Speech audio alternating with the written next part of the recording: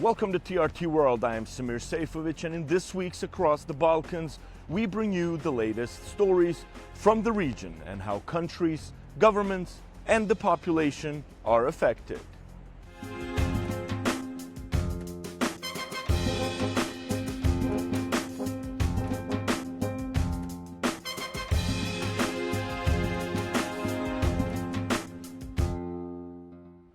Montenegro is seen as the Western Balkans' best chance for EU entry by 2028. Though it still faces rule of law and political challenges, we look at whether reforms can be delivered, how EU interests shape the process, and what citizens think of the latest membership promise. Mirjana Miladinovic has more. The latest European Commission Progress Report describes Montenegro as a frontrunner in the Western Balkans, and diplomats in Brussels increasingly speak of it as the next EU member in waiting. Montenegro's government asserts that 2028 is the year this small Balkan state will finally join the bloc. Neće biti lako, neće to biti nešto što će biti lako izvodljivo, ali kao što vidite trčimo jednu trku jednim zaista dobrim tempom.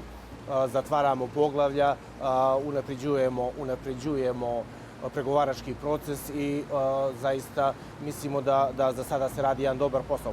The government portrays the report as proof that Montenegro has turned a corner and reclaimed its lead in the region after years of stagnation.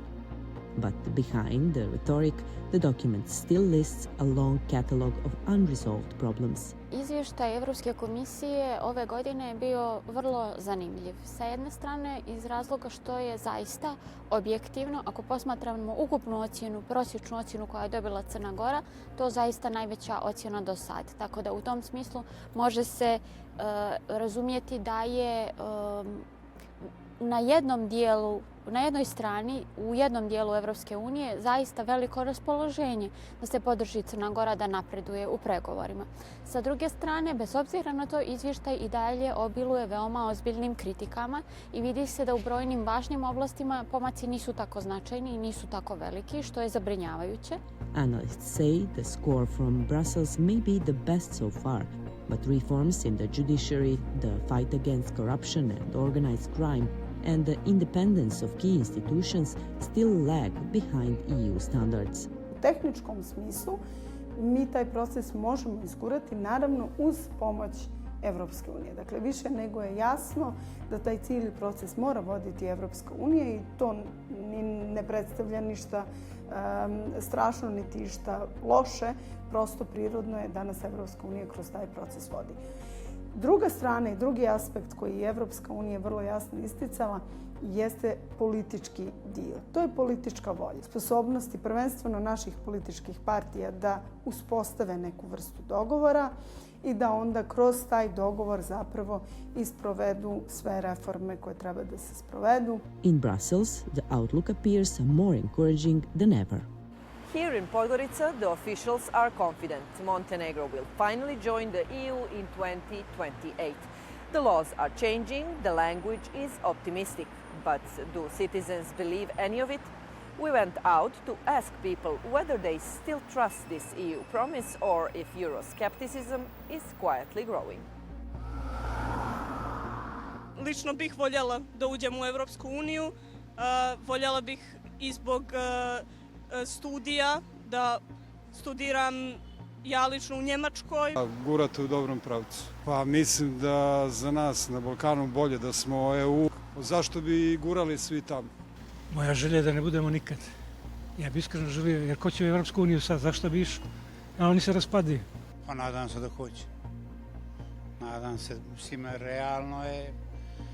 I ovi prethodni koji su dobili nisu ispunili sigurno sve uslove koje traži, mada smo mi davno bili Evropa, jedna stara zemlja. On the streets, hope and fatigue coexist, reflecting the complex sentiments of the Montenegrin public regarding their future in the EU. Kod nas je vidan blagi pad povjerenja, iako je taj postotak i dalje ogroman i nemjerljiv u odnosu na ostale zemlje u regionu. Dakle, kod nas definitivno dominira EU svijest i posvećenost članstvu. Dakle, bez ikakvog dvostrukog tumačenja i pristupa tim podacima vrlo je jasno da građani žele da bude Crna Gora naredna članica Evropske unije. Taj blagi pad koji smo svjedočili je nešto što je karakteristično za krajnju fazu predpristupnih pregovora. The opposition supports EU integration and says it has endorsed most pro-European decisions in Parliament. But it accuses part of the ruling majority of dragging its feet and keeping one foot in Moscow's political orbit. Nažalost, uvijek se desi nešto što se ispostavi da su klipovi u točkovima Crne Gore na putu ka Europskoj uniji. Dakle, Brisel pokazuje želju da Crna Gora bude prva naredna članica Europske unije, međutim dio vlasti taj proces koči, to je utisak koji imamo. Dakle, mogućnosti su, čini mi se, jedno je realnost, ipak drugo, pred nama je mnogo posla u idućoj godini. Mi bismo trebali da zatvorimo ogroman broj poglavlja, vidimo da to ne ide baš željenim tempom, odnosno da ni do sada nije išlo, tako da nijesam optimista kada čujem ocjene da Crna Gora do kraja 2028. godine može ući u Europsku uniju. Montenegro's position as a favored candidate in the Western Balkans is mainly because it is devoid of the frozen conflicts seen in Serbia and Kosovo, and has fewer internal blockages than Bosnia and Herzegovina or North Macedonia. But other countries are catching up. Albanija je napravila izuzetan uspjeh i najbrže napreduje od svih država u posljednjih sigurno 20 godina i ona će se sigurno boriti za to jedno mjesto za koje nije potrebno da se mijenjaju osnivački ugovori u Evropskoj uniji da bi došlo do proširenja. U narednih godinu i pol dana bit će itekako velika borba da se iskoristi ova prilika koja objektivno postoji. Međutim, nikada ne treba podcjenjivati da jedan broj država članica nije naklonjen proširenju. If Montenegro joins, it would signal that the EU keeps its promises to the Western Balkans. However, if it does not, despite being one of the best prepared candidates, critics warn it could damage Brussels' credibility regarding enlargement for years to come. Whether this small Adriatic country becomes the Union's next star on the flag or another symbol of stalled enlargement will reflect as much on Brussels as it does on Podgorica. Mirjana Miladinović, Across the Balkans, Podgorica, Montenegro. We speak to EU Affairs Minister Maida Gorcevic about what citizens can expect and where Montenegro stands on its EU path. Minister Gorcevic, thank you very much for speaking to TRT World and the show Across the Balkans. Montenegro is often mentioned as a priority for joining and the front runner for becoming an EU member. But however, the process remains slow. How do you view the current dynamics, especially from the EU side, considering that there are plans to reform the way countries do become EU members? For 13 years, we are already negotiating with European Commission and European Union. And that means that this process is taking too long time. So now we are in the final phase when we are speaking just about the closing of the chapters. So if we are speaking about the dynamics, I must tell you that it goes by the dynamics that we agreed with the European Commission, and also it is presented to our member states. So our main goal is to close all the chapters by the end of 2026. So in 2028, we can and we will become the 28th member of the European Union. That means that there is still a lot of work, since so far we closed 7 chapters, and in December on the IGC we plan to close 5 more chapters as well. So now we are in the phase when we are negotiating and not only preparing Montenegro with all the reforms on the technical level, but also negotiating with the member states on the political level as well when it comes to support for Montenegro. So far, and also the Eurobarometer showed that Montenegro has the strongest support from the member states beside Ukraine when it comes to joining the European Union. And they also see us not only as a NATO member, but also as a credible partner, which is very, very important for us, having in mind that some changes can happen inside the European Union. I believe that the next 6 months in your government will be very busy. What do you hope to achieve, and what do you think may be the challenges or the reforms that you need to do that will take up most of the time in terms of negotiating to fulfill what Montenegro needs to do to join the EU? Well, every month is going to be very busy, but yes, the upcoming 6 months are going to be the crucial for us, especially having in mind that there is still a lot of reforms. Now, I'm not speaking about ticking the box. I'm not speaking about fulfilling the benchmarks and just closing the chapters. The European Commission and member states want to see the track record from our side. They want to see that the system is working. They want to see that we are ready and prepared tomorrow to be on the same level or at the minimum of the same level as the member states. And now we are preparing the system. Now we are preparing our citizens, and now we are preparing also ourselves for all these huge steps. I must say that the most demanding are always the rule of law. These are the chapters that are the most demanding from the European Commission and European member states, but also the most demanding inside the Montenegro. But besides that, also some of the chapters are very difficult for us. I'm not speaking that they are difficult from the perspective that we cannot finish or fulfill some of the demands. I'm speaking about the chapters, for example, the chapter 27 for the environment and the climate change, because this chapter is also, you cannot close this chapter in 6 months. This is not possible, not for Montenegro, not for any kind of country, but not also for any member state as well. So for some of the chapters, we are now negotiating with the European Commission over the transitional periods, which is totally normal, and this is going to be the part of the accession treaty as well. This happened for Croatia, for Bulgaria, for Romania, for any member state now, while they were negotiating, and now we are in this stage when we are preparing ourselves for these transitional periods for the chapters that can be from. It doesn't mean that only the laws and the strategies. It means also strengthening our administrative capacities. It means also to have some infrastructure projects that you cannot fulfill and finish in 6 months. So these kind of the challenges that we are having, we already know how to deal with them, and also to negotiate in the best position also for the Montenegro, but also to explain to the member states why we need for some of these chapters a little more time than 6 months, and also what to expect from Montenegro after the 2028. Because now what we are negotiating is not on the timeline by the end of the closing of the chapters. There is also the willingness from our side to show what we are going to plan and what we are going to do after once we join the European Union as well. So certain laws will be prioritized by the government, by your ministry, and the EU has put in place a growth plan for not just Montenegro, but also neighboring countries. Do you have any open questions with neighboring countries when it comes to joining the European Union? If so, which are those countries, and how do you intend to resolve these open questions?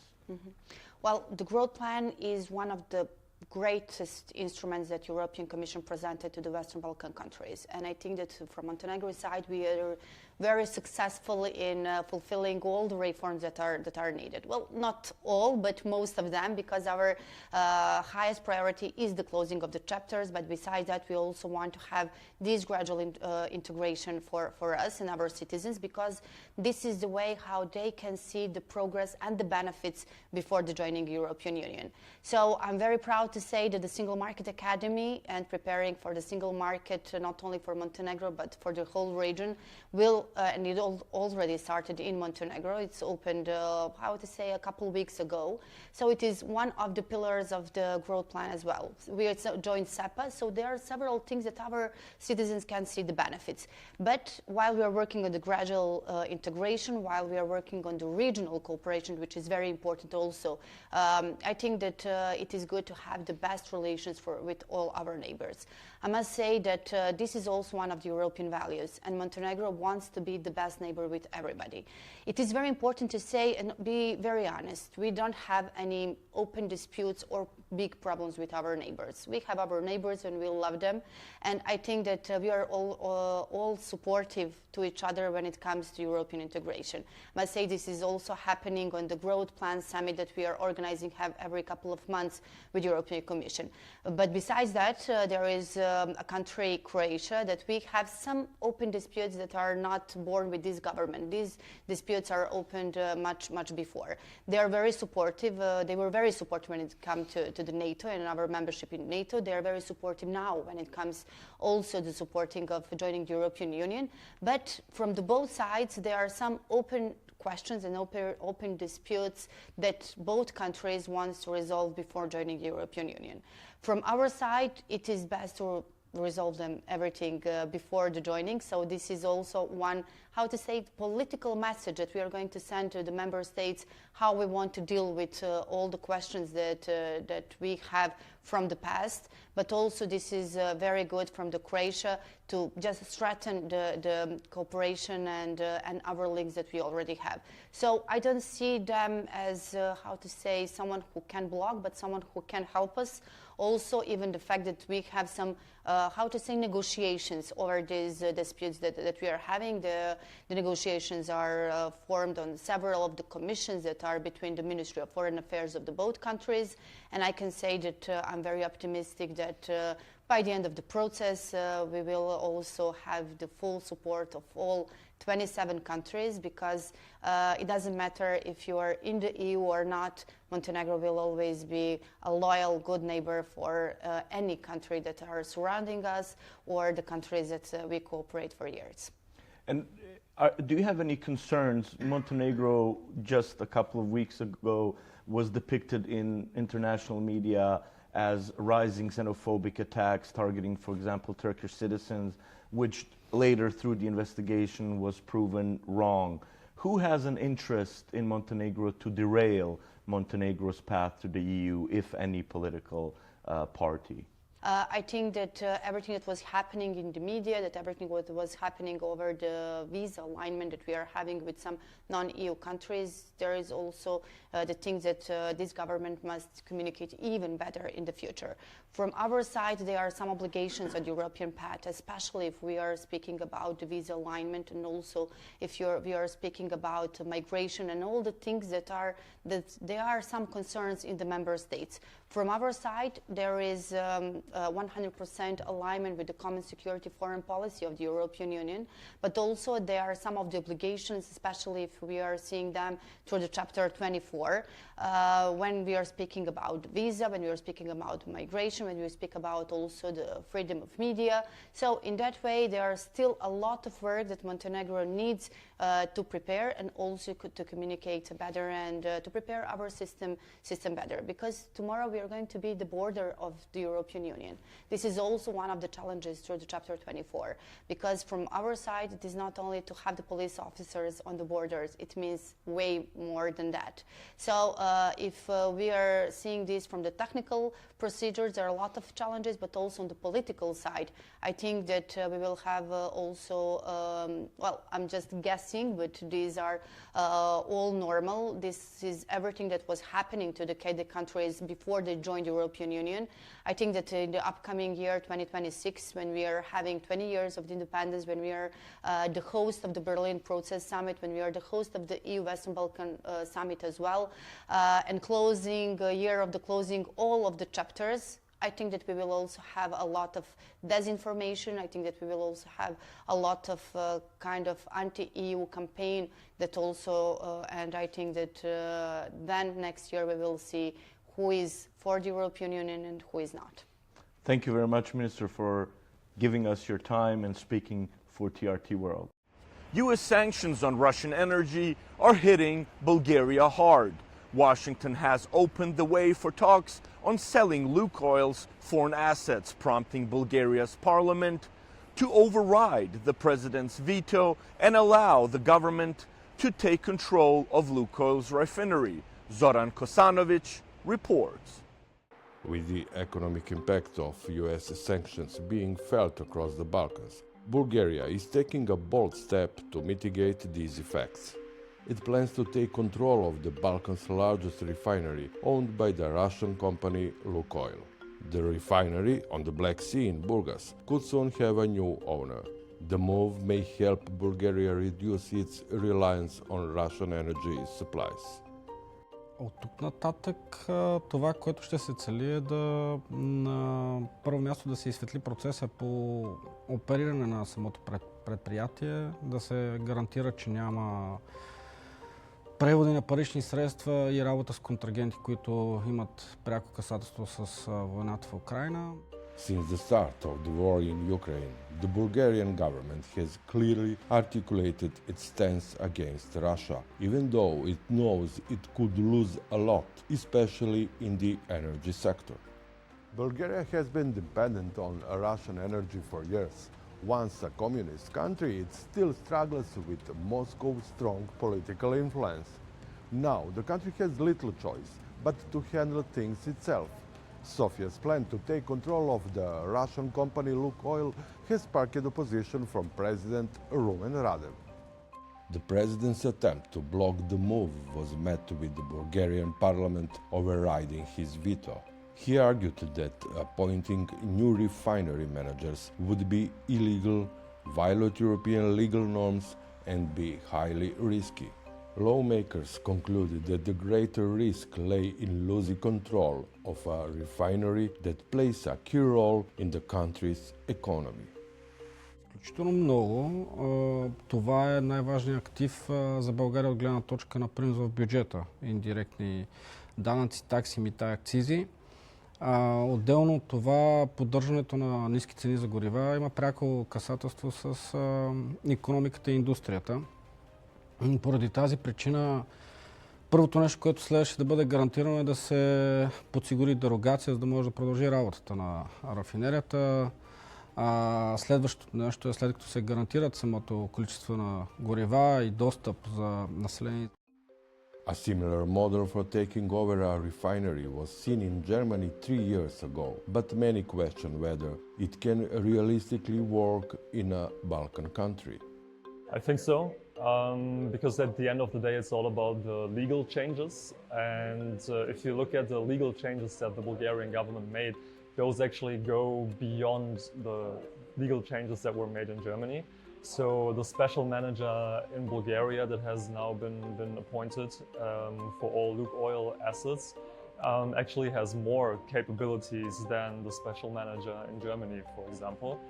So I think he definitely now has the right tools to make sure that the energy security will remain stable in Bulgaria. The aim is to sell the refinery in the coming months, while keeping the proceeds in a special account until the war in Ukraine ends.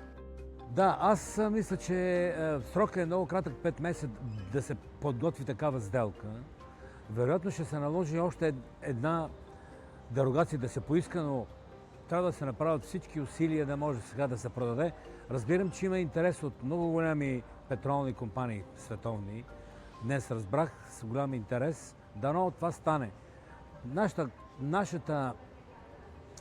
Нашето желание като потребители на течни горива в региона е да имаме ефтино гориво. Това ни е мечтата. With the Burgas refinery processing between 8 and 10 million tons of crude oil annually, predominantly for export markets, consumers across the Balkans also hope for the day when they can enjoy a cheaper way to get around. Zoran Kosanovic, Across the Balkans, Bulgaria. Archaeologists in Albania have uncovered a rare and unique Roman tomb. Teda Imamovic has more details.